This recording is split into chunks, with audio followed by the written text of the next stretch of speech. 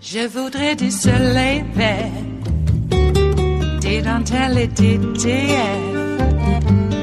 des photos de bord de mer, dans mon jardin d'hiver. Je voudrais de la lumière, comme en Nouvelle-Angleterre. Je veux changer d'atmosphère, dans mon jardin d'hiver. Ma fleur, sous la pluie de novembre, tes mains qui courent, je n'en peux plus de t'attendre. Les années passent, qu'il est loin, là je tombe. Nul ne peut nous entendre.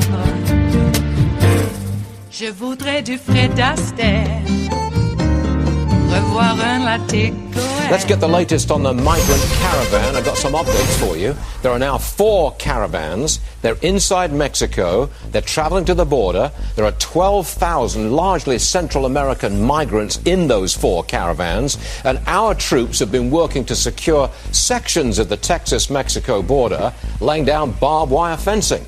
John Sandweg is with us. He's a former acting ICE director. John, welcome to the show. Tell me what happens when these caravans hit our border.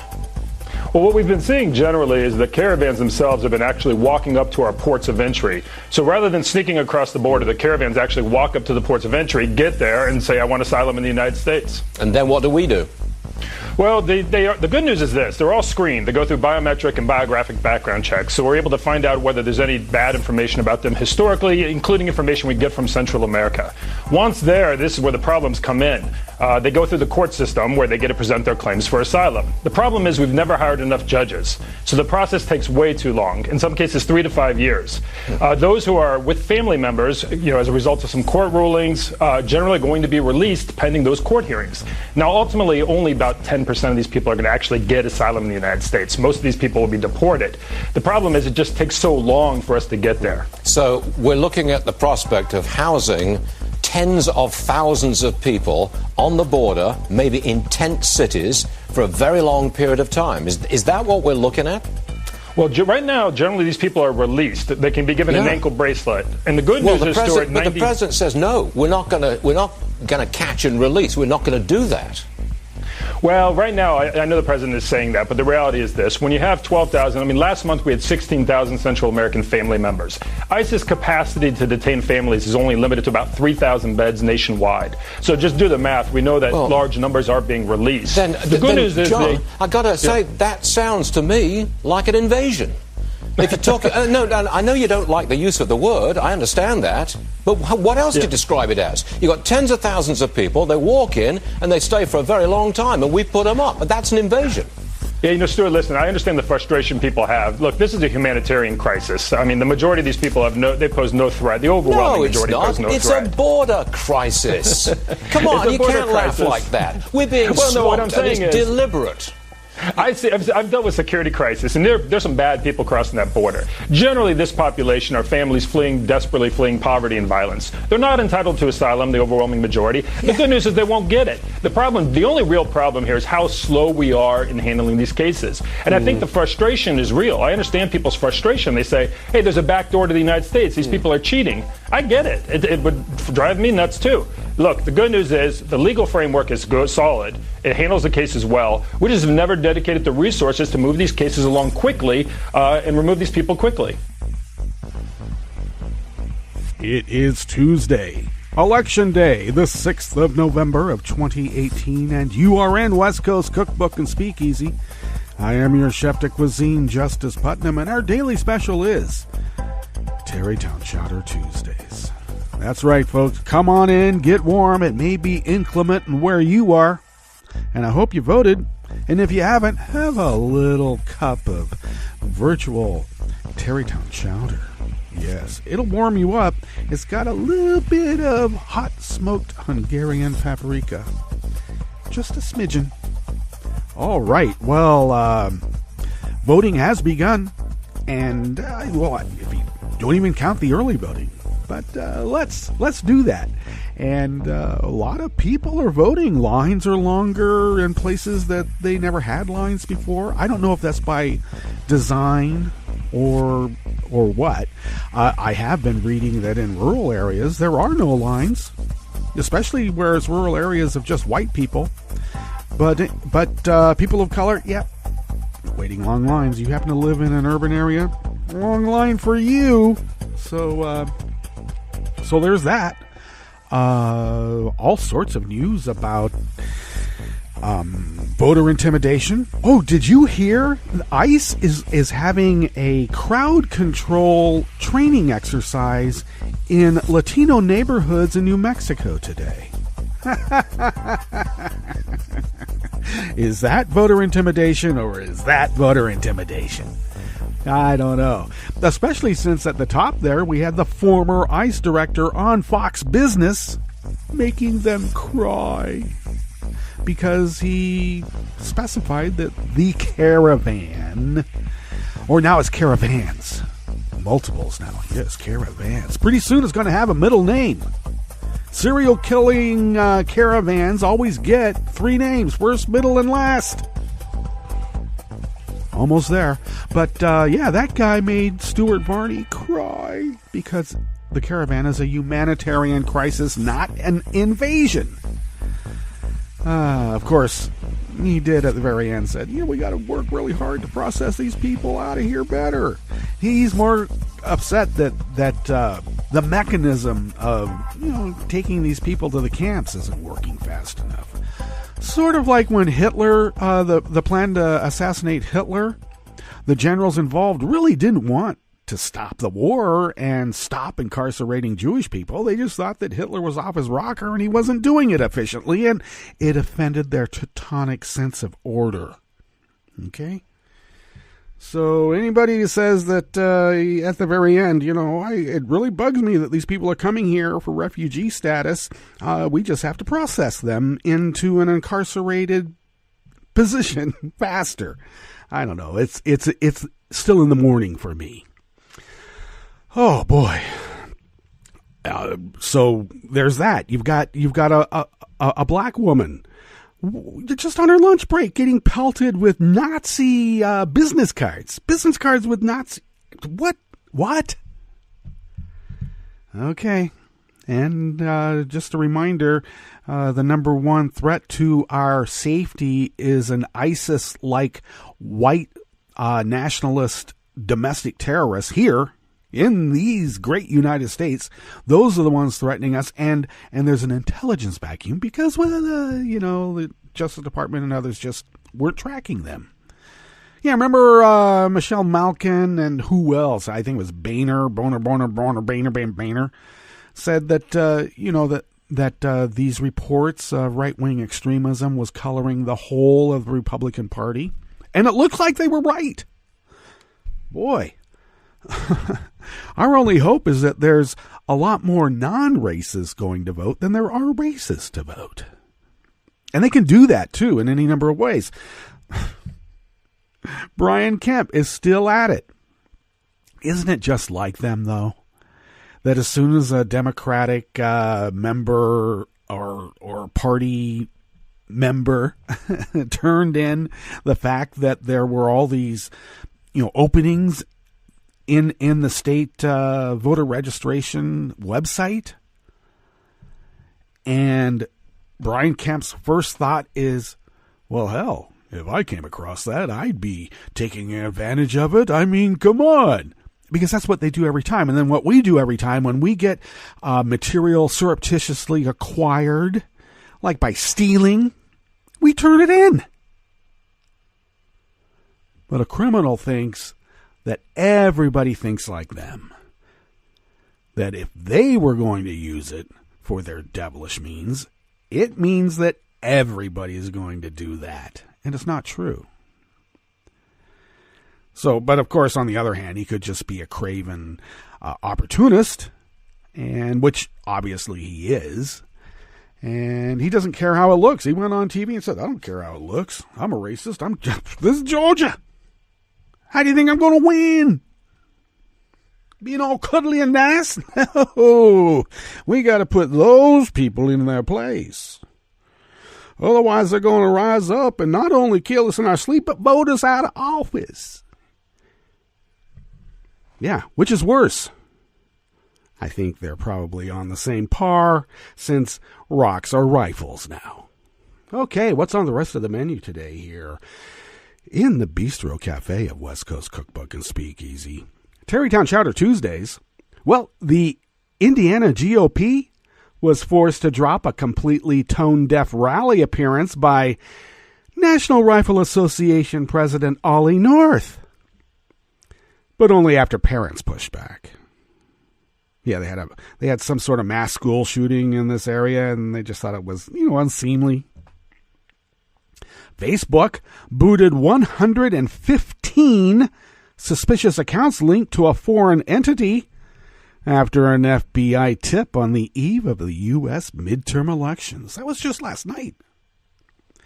And the DOJ Civil Rights Division has not filed a single Voting Rights Act case since Trump took office. They did argue for some voter suppression, which is exactly the opposite of what the Voting Rights Act is, but these are the times we live in. After the break, we then move to the chef's table, where Trump says he doesn't agree with his own government climate report that he never even read. Of course he disagrees with it. And a toxin in the U.S. corn harvest poses the latest headache for farmers hit hard by Trump's trade tariffs. All that and more on West Coast Cookbook and Speakeasy. Bon appetit.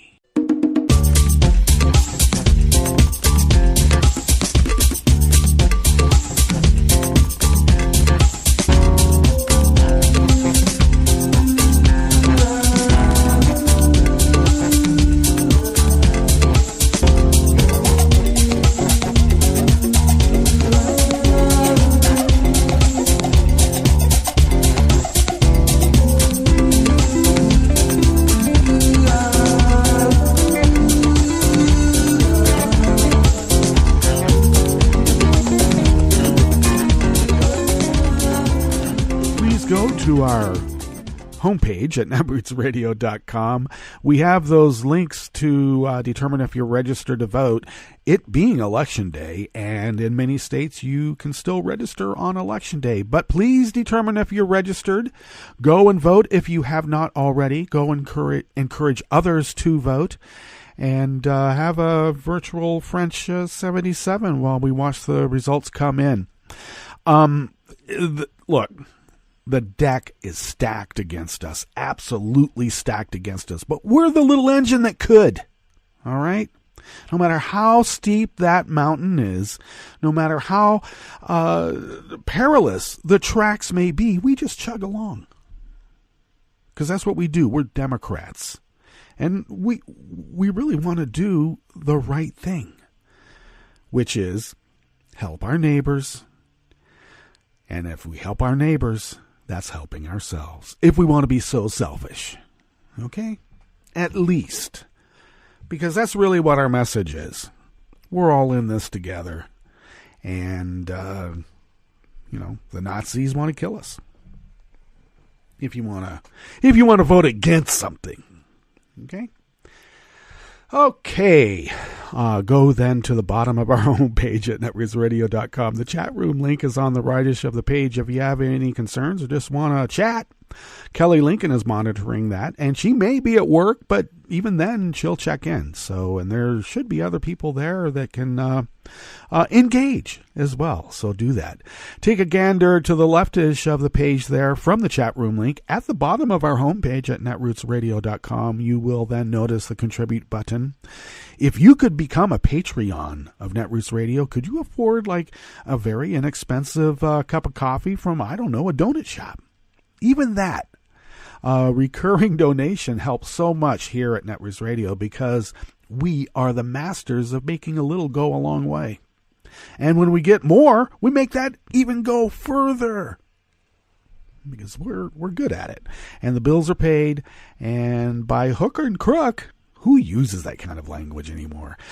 We find a way in which we can pay those bills. And that is because of your generosity, which we would be unable to do any of this without. So thank you for that generosity.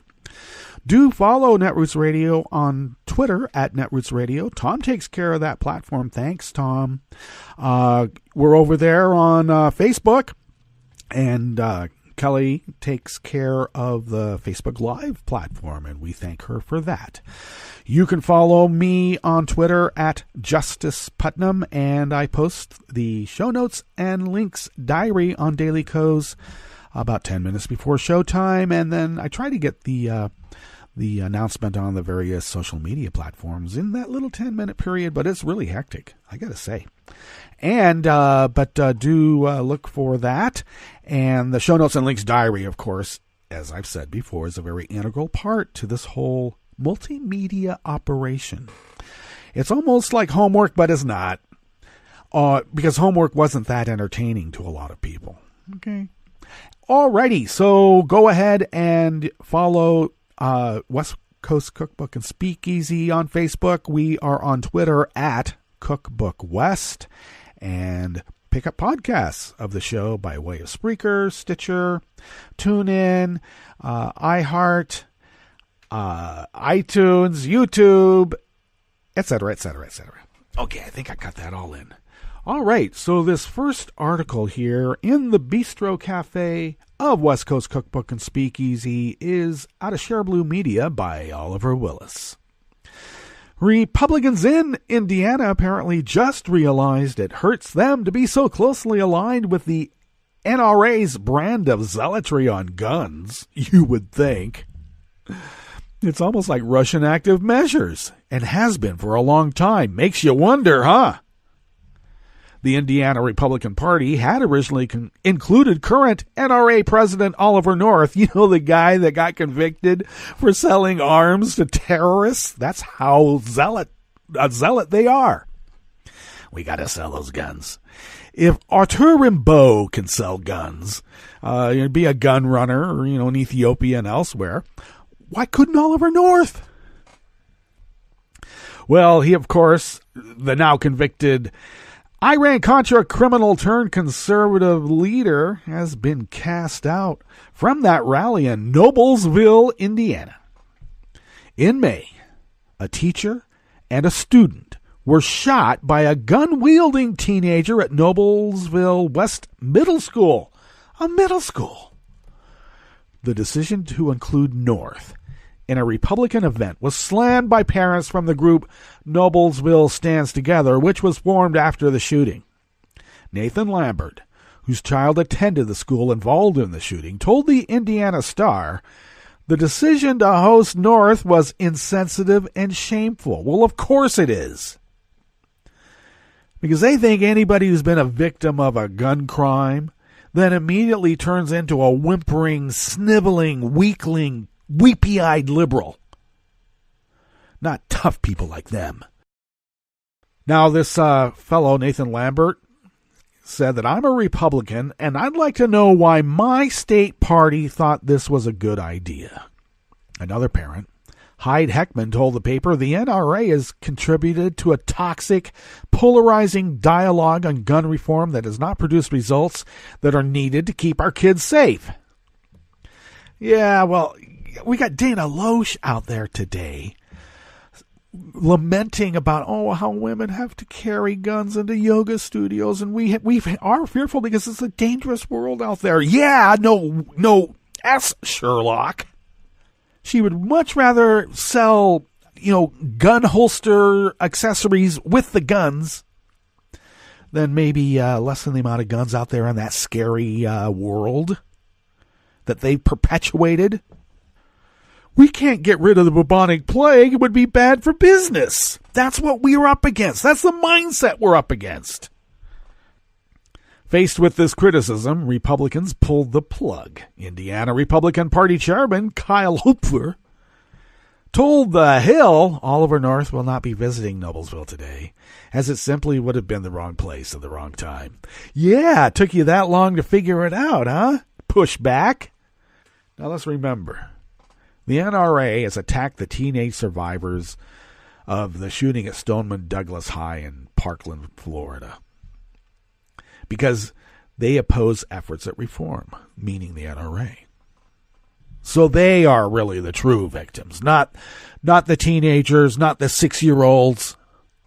Extremism has continued to backfire as Democratic candidates and progressive activists have begun pushing back harder on the NRA. While the organization has a strong ally in Trump, who they spent millions on to elect, and let's be clear, some of that money was from Russia, the proposals they oppose have strong support. The NRA's presence is a liability for Republicans, and the party's decision to try to distance itself from their closest allies shows it. No one wants to be caught holding the bag of Russian rubles.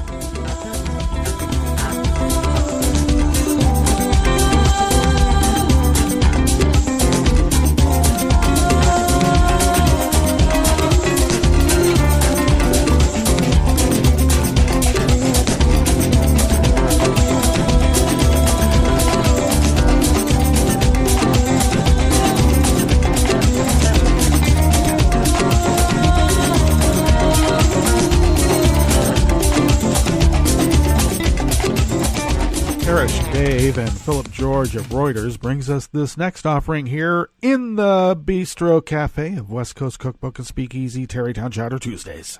Dateline, San Francisco. Facebook Inc. blocked about 115 user accounts after U.S. authorities tipped it off to suspicious behavior that may be linked to a foreign entity. The company said in a blog post yesterday, hours before U.S. voters headed to the polls. The social network said it needed to do further analysis to decide if the accounts are linked to Russia's Internet Research Agency or another group. You know, maybe the 400-pound guy in Macedonia. The United States has accused the Russian government body of meddling in U.S. politics with social media posts meant to spread disinformation and sow discord. And they would say, we don't need to do that. Donald Trump does that every day. 85 of the removed accounts were posting in English on Facebook's Instagram service, and 30 more were on Facebook and associated with pages in French and Russian. Some accounts were focused on celebrities, and others on political debate, the company added. Now, the tip came from U.S. law enforcement on Sunday night. Nathaniel Gleicher, Facebook's head of cybersecurity policy, wrote in the post, the company announced its actions earlier in this investigation than typical, given that we are only one day away from important elections in the U.S. Well, yeah. This year's contest has been portrayed as crucial by both Republicans and Democrats, because both chambers of Congress and the accompanying ability to pass or reject Donald Trump's agenda are up for grabs. How about, gerrymandering? How about that? How about the census? How about that? I mean, there's just so much that we have to vote for.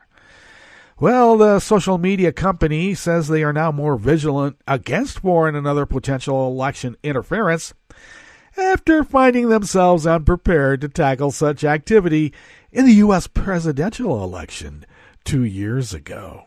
Were they now really unprepared, or were they helping it?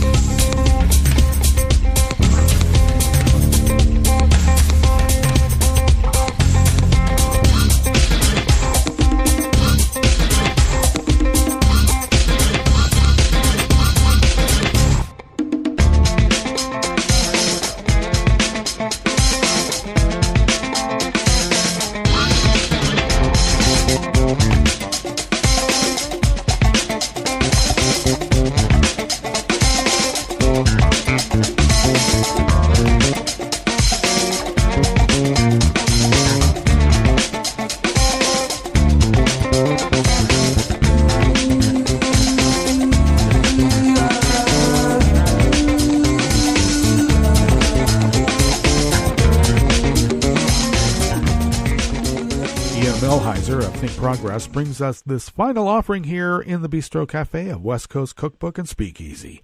You know, if I didn't know any better, I would almost think that the Department of Justice's Civil Rights Division doesn't give a damn about voting rights. If I knew better. Since Trump took office, the Justice Department's Civil Rights Division has not filed a single lawsuit enforcing a crucial law intended to prevent racial voter discrimination, because they want racial voter discrimination. You got Sessions there running the DOJ. What do you expect? By contrast, according to a Justice Department website disclosing the Civil Rights Division case filings, the Obama administration filed five lawsuits under Section 2 of the Voting Rights Act, the primary provision permitting lawsuits alleging voter discrimination on the basis of race. The second Bush administration filed 15, and Bill Clinton filed 16. Indeed, according to the Justice Department, DOJ only filed 4 suits of any kind enforcing a voting rights statute. None of those 4 suits filed by the Trump administration were brought on behalf of voters of color denied the right to vote. In fact, one of those suits was actually a voter purge suit that resulted in an outcome that actually made it harder for people of color to vote. See? And as a result of this suit, Kentucky agreed to develop a general program of statewide voter list maintenance that makes a reasonable effort to remove registrants who have become ineligible due to a change in residence. Oh, you mean like an arbitrary change of residence that you've decided upon? That's exactly what it means. In a deposition taken during a lawsuit challenging the Trump administration's efforts to discourage immigrants from participating in the 2020 census, oh, you mean like having ICE have crowd control maintenance training in the suburbs and streets of Hispanic neighborhoods in New Mexico? Would that be the kind of efforts to discourage immigrants from voting? I wonder. Acting Assistant Attorney General John Gore, who leads the Civil Rights Division, attempted to excuse his office's inaction because the Trump administration was not in office during a decennial census, which was required every state in the union to redistrict. This explanation makes no sense, as past administrations often filed voting rights suits outside of a redistricting cycle. The Bush administration, for example, filed 4 Section 2 suits in 2008 alone, 8 years after the 2000 census, including a suit alleging that an Ohio school board illegally diluted black voting strength, and another suit alleging that a local New Jersey government failed to provide Spanish-language materials to certain Latino votes. In fact, the Trump administration appears to have abandoned its obligation to fight racial voter discrimination that could undermine its apparent efforts to target immigrants. Gore was deposed as part of an investigation into why the Trump administration has updated the 2020 census form to include an inquiry about respondents' citizenship status, a question that hasn't been asked since the Jim Crow era. And that's probably their answer. Trump would say, yeah, it hasn't been asked since the Jim Crow era. Why did we stop? The Trump administration, for its part, claims that it added this question to help with the Voting Rights Act enforcement. But it's hard for the administration to make this claim when it does not appear interested in enforcing the Voting Rights Act. Let's get to our break, and when we come back, we will go through weather from around the world, and we will finish up with the stories that we've curated for you today. You are listening to West Coast Cookbook and Speakeasy, and we will be right back. You are listening to netrootsradio.com. Please hang up and try again.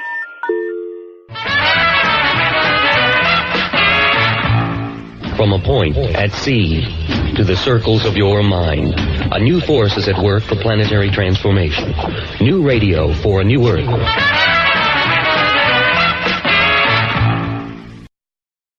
This is Take Two Movie Review. I'm Mike Friend. This week, what's in an acronym? In the city where our reviews are recorded, Charlottesville, Virginia, Angie Thomas's young adult novel, The Hate You Give, is required reading at the high school. Now we have the movie version, which the trailer tells us is a chronicling of yet another white cop, unarmed black teenager encounter. And while it is that, it's way more. The incident, in fact, doesn't occur until about a quarter of the way through. Before that, it's a film about black identity, black life and family, and the way that's intertwined. Though the film opens with the talk that African-American parents sadly have to have with their kids about the police, which is inherently serious, it then almost takes on the demeanor of a romantic comedy before what we know is coming occurs. The story is told from the perspective of 16-year-old Star, played by Amandla Stenberg from The Hunger Games and Everything, and who commands the film. She lives in what she calls the hood, but thanks to her parents, is attending an exclusive, mostly white private school miles away.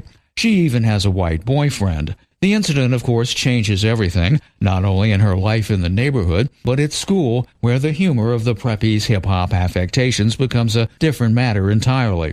The dramatic convention of using a momentous event to throw light on an issue is time-worn, but honed perfectly here by director George Tillman and a supporting cast that includes Russell Hornsby as Star's dad, Common as her black police officer uncle, and KJ Apa from Riverdale as her never-stereotyped boyfriend. If there's a criticism of The Hate You Give, it would be an ending that steps away from its hard-hitting social justice temperament. Otherwise, this is one not to miss. This has been Take Two Movie Review. I'm Mike Friend. Catch up with us at take2moviereview.com and feed us back on our page on YouTube.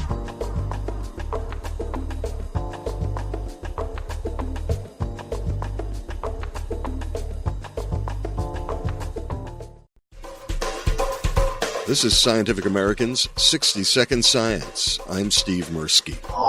I think, though, if genome sequencing just gets super cheap, then it's probably very soon going to make sense to just sequence all your DNA. Science journalist Carl Zimmer, author of the book She Has Her Mother's Laugh, The Powers, Perversions, and Potential of Heredity.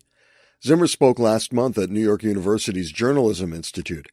Right now, commercial genome services only look at a small percentage of all your DNA, but as the cost plummets, you'll get your entire genome. Then the issue will become, well, what do you use your genome for in terms of your health?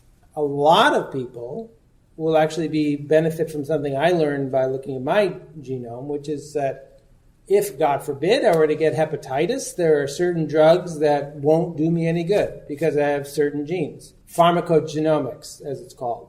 I think that pharmacogenomics might be the kind of the low-hanging fruit of genome sequencing, because like doctors so often, like if you get sick, they're like, well, let's try this, and it might be hepatitis, it might be depression, all sorts of things. Like, well, that didn't work very well. Let's try this. Wouldn't it be nice if we could just skip the stuff that doesn't work and go to the stuff that does?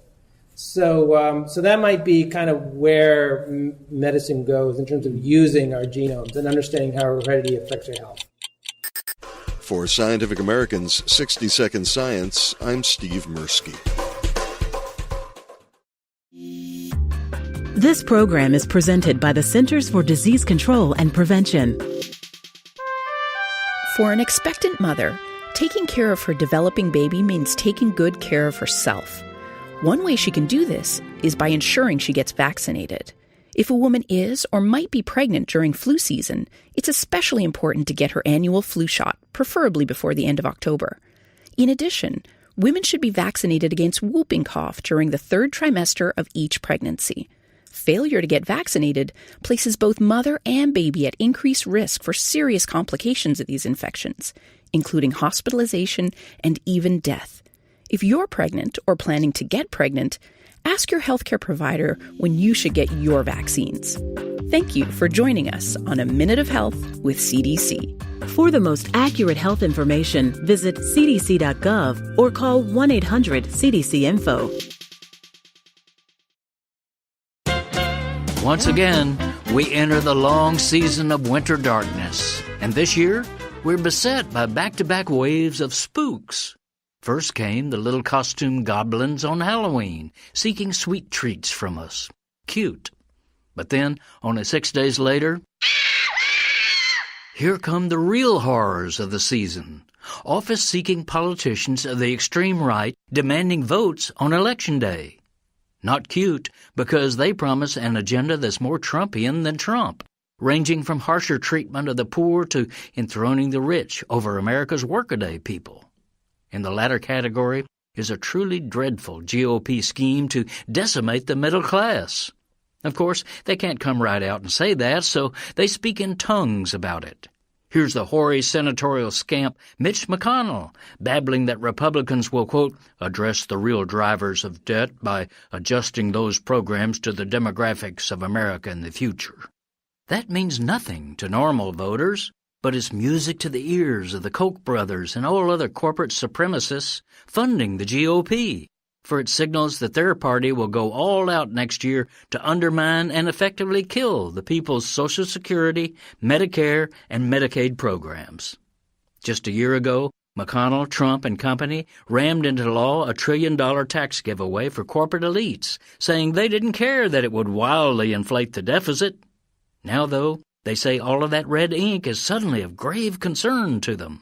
So to stem the flow caused by their boondoggle for the rich, Republicans intend to cut off the Social Security and health care payments that middle-class and poor families rely on.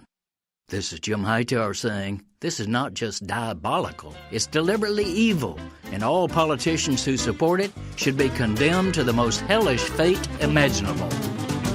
Need an antidote to the progressive blues? Want some good news about how grassroots folks are rebelling against the corporate powers and winning? Well, here's an easy-to-swallow pill for you, the Hightower Lowdown. Hightower's monthly newsletter will give you the lowdown, even as it lifts you up. It's 4 pages a month, jam-packed with facts you can use, actions you can take, and Jim's own Texas humor, all for only $15 a year. To become a lowdowner, go to hightowerlowdown.org.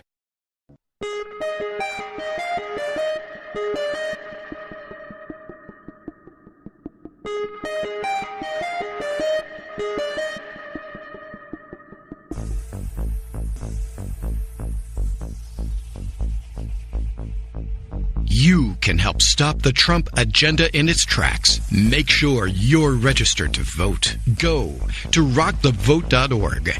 And on November 6th, vote for Democrats up and down the ticket. This message, a public service from all the fine people of netrootsradio.com.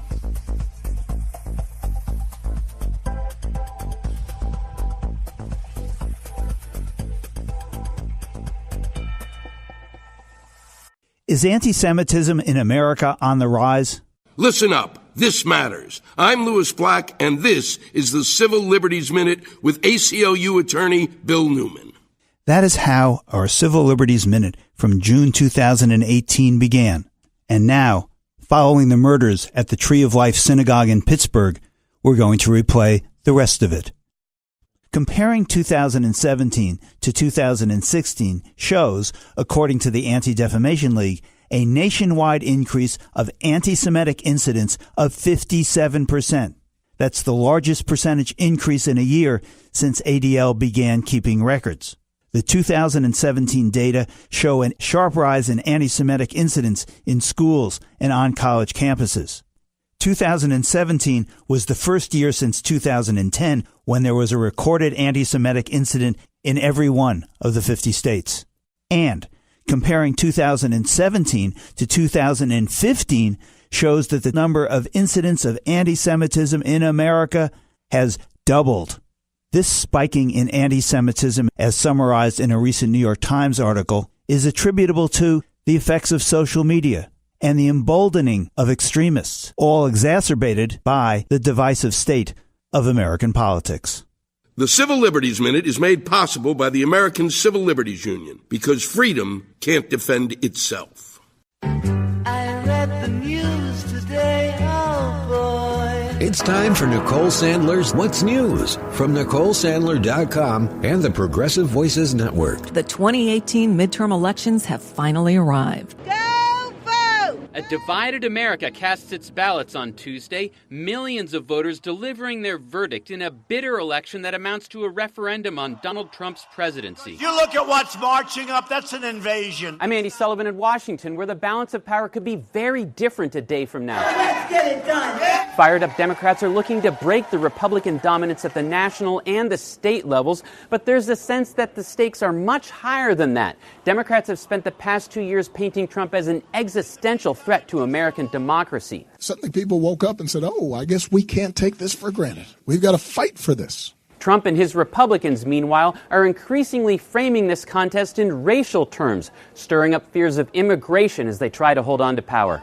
We're not letting these people invade our country. Trump campaigning on a crackdown, sending troops to the border to stop a band of migrants who are still hundreds of miles from American soil. Republicans also counting on a strong economy, tax cuts, and a successful Supreme Court battle to help them hold on to Congress. I am concerned to make sure that we keep a majority in the Senate, a Republican majority. But Democrats are riding a wave of grassroots energy. Women who rallied against Trump last year, This is what democracy looks like. taking off their pink hats and getting involved in politics. A record number running for office, countless more making phone calls and knocking on doors. Donald Trump closed out his campaigning by hitting 3 states on Monday, Indiana, Ohio, and Missouri, and casting the midterms as a referendum on himself, saying, quote, "In a sense, I am on the ticket." His closing message on the campaign trail focuses on immigration and fear-mongering. CNN's Jim Acosta has more. It's a pretty apocalyptic message the president trying to tell these supporters at these rallies ending tonight in Missouri, after this one in Indiana, that the economy will crash and that undocumented immigrants will flood into the country if Democrats take control of the Congress. But, Anderson, I mean, this is not a message that all Republicans are sold on. I talked to a couple of aides up on Capitol Hill earlier today, top Republican aides, one in the House, who thought that this message on immigration could potentially tip the balance of power in the House to the Democrats, because it could turn off those very important suburban swing district voters. And over in the Senate, according to an aide I talked to over there, the message that they're receiving from the president when they hear him talk about all of this is, in the words of this one aide, fear-mongering and just divisionary tactics. So, Anderson, not everybody inside the Republican Party is sold on what the president is trying to do in these last hours before the midterm voting begins. Meanwhile, former President Barack Obama has been on the road supporting Democratic candidates and calling Trump out for his lies. In fact, right at election time, suddenly Republicans are saying they're going to protect your pre-existing conditions when they've literally been doing the opposite. That's some kind of gall. That's some kind of chutzpah. Let's call it what it is. It's a lie. They're lying to you. On CNN Monday, Jake Tapper pointed out some of Trump's closing message lies. Last night in Tennessee, the president rattled off a series of false claims about the leadership of the Democratic Party and their agenda, all within 60 seconds. They want to raise your taxes by double and even by triple. They want to take away your health care. They want to impose socialism on our country. Democrats want to invite caravan after caravan of illegal aliens to pour into our country. So that's false, false, false, and false. There was once a time when politicians could be shamed away from blatant lies, but that time seems a distant memory. The president paints a picture of Democratic control of Congress that is as nonsensical as it is dystopian, with a healthy wallop of racial division, talking about marauding hordes of undocumented Latinos causing the country to become overrun with criminals. In his final rally of the season Monday night, Trump was joined on stage in Missouri by Sean Hannity, Jeanine Pirro, and Rush Limbaugh. Hannity had insisted all day that he wouldn't be on stage campaigning with Trump, but covering the final rally for his show. He lied too. And he had the gall to berate journalists covering the event as, quote, fake news. White House Press Secretary Sarah Sanders and Counselor Kellyanne Conway also appeared on stage, probably in violation of the Hatch Act. And finally, if you're looking for an escape, should the unthinkable happen in the midterms, you can start thinking really big. Harvard University astronomers say a mysterious cigar-shaped object that was spotted hurtling through our solar system at 196,000 miles per hour last year may have been an alien spacecraft sent to investigate Earth. This object is simply a piece of another solar system that was expelled, and it has been traveling through interstellar space for hundreds of millions of years, billions of years, we don't know. We don't see that in our solar system. None of the asteroids in our solar system look like that. So it's very puzzling how it could have obtained this shape. And that's a bit of what's news for now. I'm Nicole Sandler. If you appreciate these reports and the Nicole Sandler Show, I hope you'll consider making a donation. My show is 100% listener supported, and I can't do it without your help. Find out more at NicoleSandler.com/donate.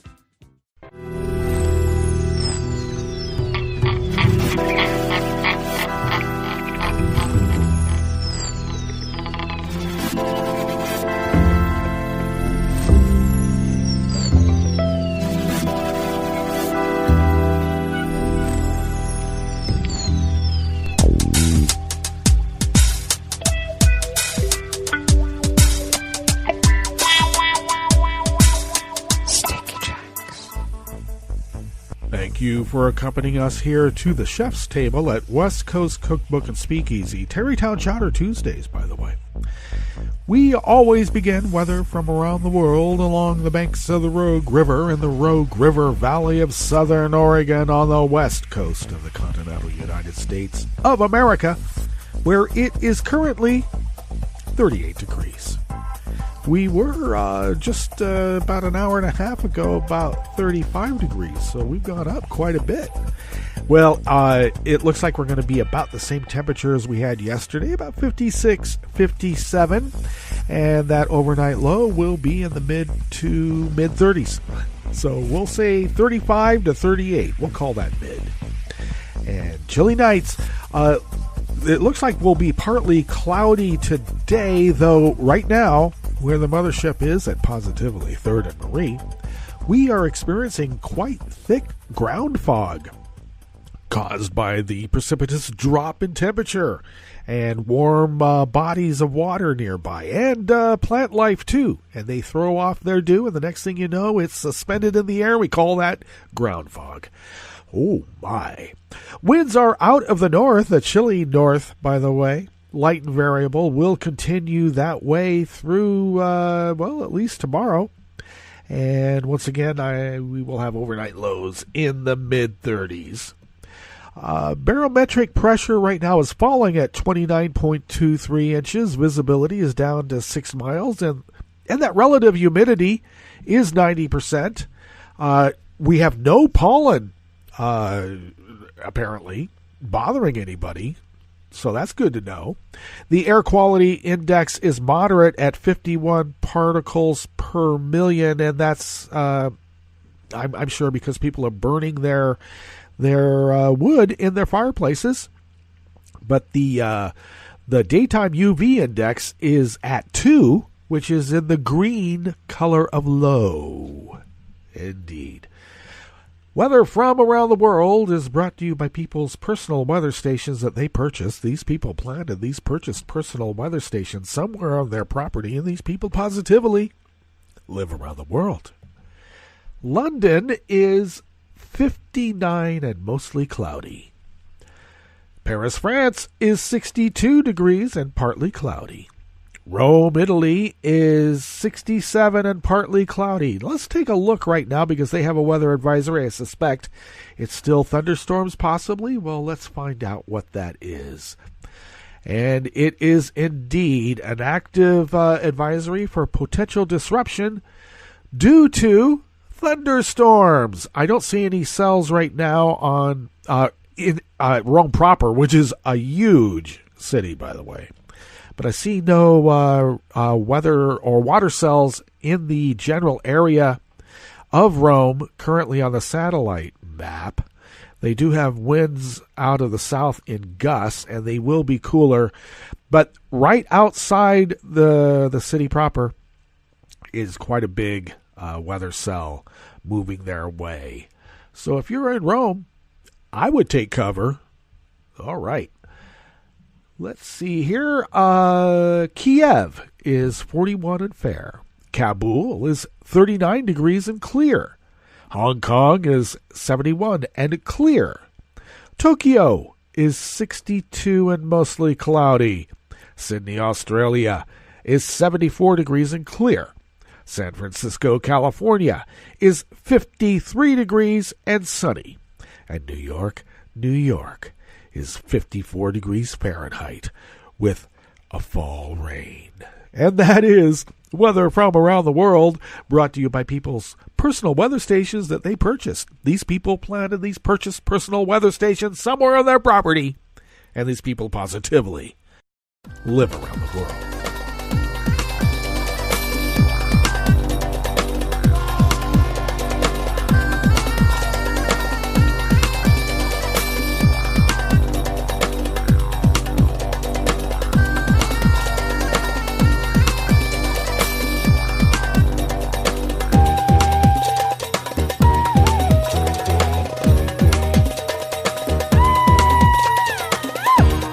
Mark Hand of Think Progress brings us this first offering here at the Chef's Table at West Coast Cookbook and Speakeasy, Tarrytown Chowder Tuesdays.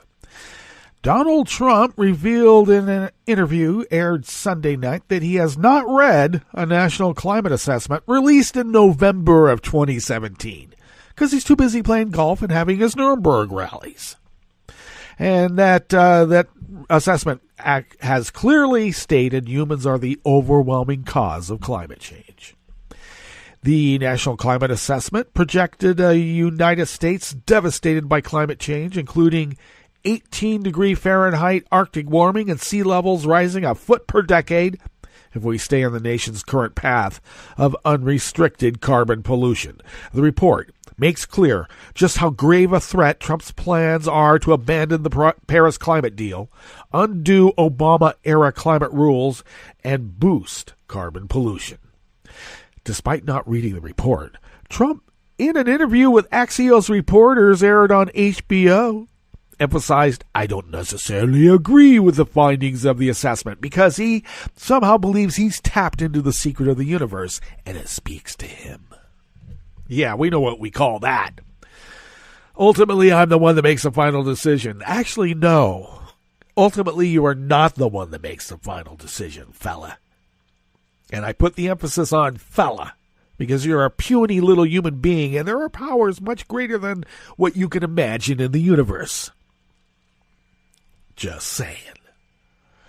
He went on, I can also give you reports where people very much dispute that. Yeah, because you sit around at Mar-a-Lago at that table and you talk about it with your friends while you get 2 scoops of ice cream and everybody else gets 1. But there aren't many scientists at all that dispute the findings in the report, countered Axios CEO and longtime reporter Jim Vander Hey. Jim? Trump disclosed he had not read the National Climate Assessment when asked by Vander Hey, Jim, whether he would include scientists who dispute the findings of the assessment in developing the government's climate policy. Well, I haven't seen this, pointing to a paper of the report in Vander Hay's hand. Did somebody keep it away from him so he wouldn't get mad? You never know. Or that he might put it out there and that people would start thinking about it, like, what the hell are we doing? Trump continues to deny the overwhelming evidence that humans are sending the world toward catastrophic climate change if action is not taken in the next dozen years. But he doesn't really care now, does he?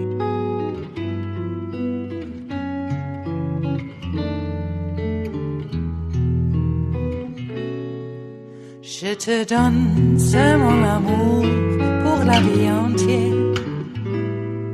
La promesse de me trouver à tes genoux.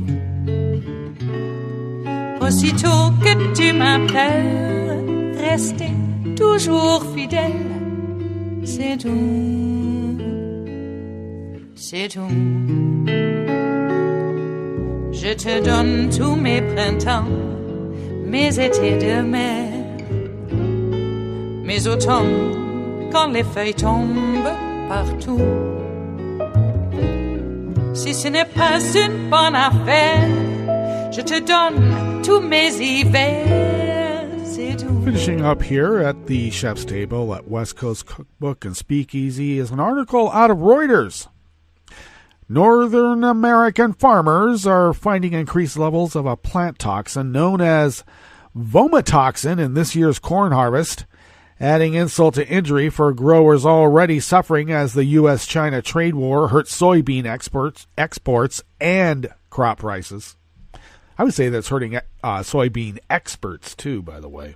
But in this instance, it's for exports. Vomitoxin sickens livestock and can also make humans and pets fall ill, and grain buyers can reject cargoes of fine farmers for shipments that contain it.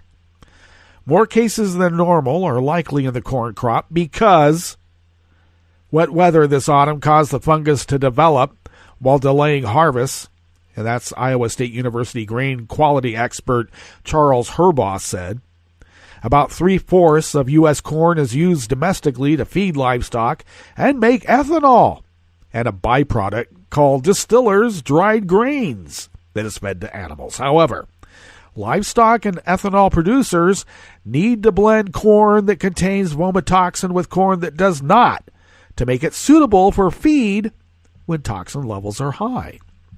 Hogs don't like the taste and don't like the smell. They will literally starve to death before eating it, said Indiana Grain Inspector Doug Titus of Titus Grain Inspection, whose company has labs at Anderson's Inc., a crop handler, and energy company Valero Energy Corp sites. The quality worries come as U.S. farm income has plunged by half over the past 5 years, and as the deepening trade war harms demand for soybeans, the most valuable U.S. agriculture export product to China, and one frequently rotated with corn. I saw another report where trade is down 95% for soybean to China. That's got to hurt. And now corn won't be... Oh. WH Group Limited Smithfield Foods, Inc., the world's biggest pork producer, has detected vomitoxin in corn in Iowa and Nebraska, where it is not normally a problem, a source with knowledge of the situation said. Could this be due to climate change? Nah, we have to deny that. It's just happening out of the blue.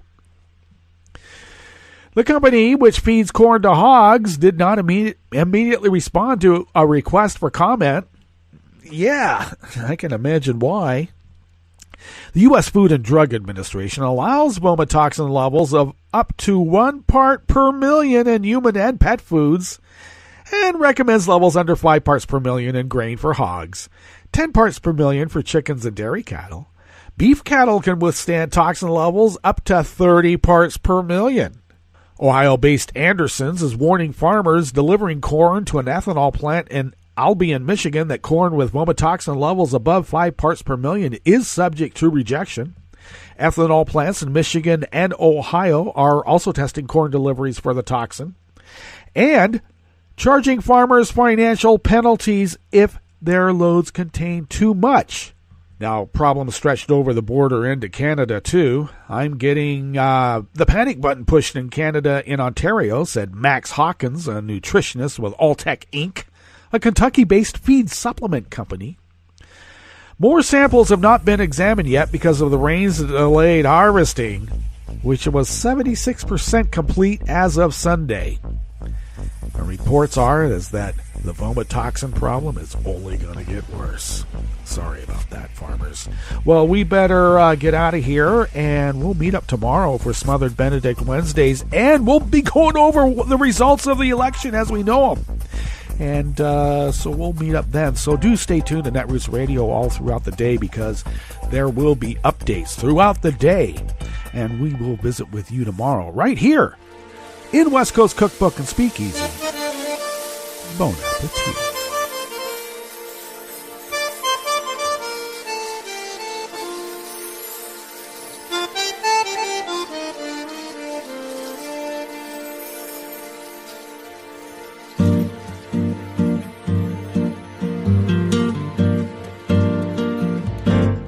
Je voudrais du soleil vert, des dentelles et des théières, des photos de bord de mer, dans mon jardin d'hiver. Je voudrais de la lumière, comme en Nouvelle-Angleterre. Je veux changer d'atmosphère, dans mon jardin d'hiver. Ma fleur sous la pluie de novembre, tes mains qui courent, je n'en peux plus de t'attendre. Les années passent, qu'il est loin, là je tombe. Nul ne peut nous entendre.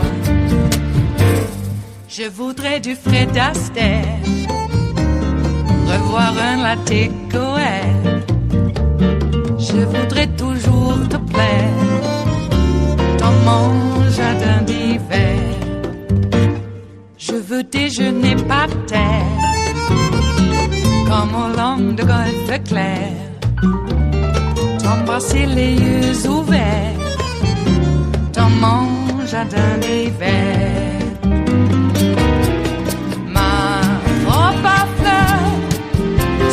Pluie de novembre, tes mains qui courent, je n'en peux plus de t'attendre. Les années passent, il est loin, là je tombe.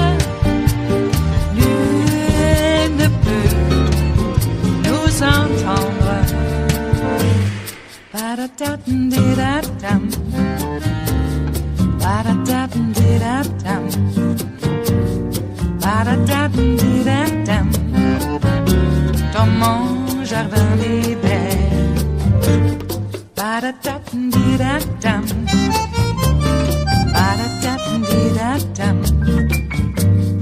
Ba-da-da-dum-di-da-dum. Dans mon jardin d'hiver. Dans mon jardin d'hiver. Dans mon jardin d'hiver.